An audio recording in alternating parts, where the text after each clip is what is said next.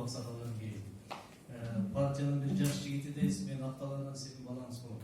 Акталардан. Анан саясатташып кетпесин деп атасыздар. Урматтуу Жаныбек Калканович, мынау залдын мынау бөлүгү министрлик тарабынан келген адамдар. Ошондуктан мен жоопту айтам.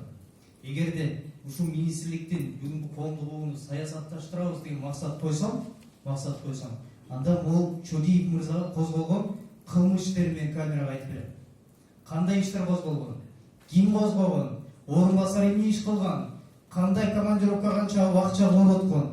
Мына эки иштин баарын алып чыксам, кагазын баарын, командировкасынан баштап кылмыш кылган иштерин баарын көтөрүп чыксам, бүгүн теги сот тарабынан возобновили уголовное дело некоторые.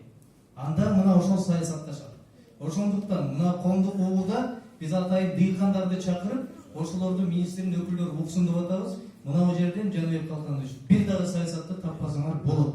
Экинчиден, бул коомдук угулду биз атайын аналитикалык бюро асессор өткөрүп берип атабыз. Мына дыйкандардын колуна өткөрүп берип атабыз. Кийинки жыйындарда биз болгону тийиштүү материалды көрсөтүп жардам беребиз, калган угунуучулар өтөт.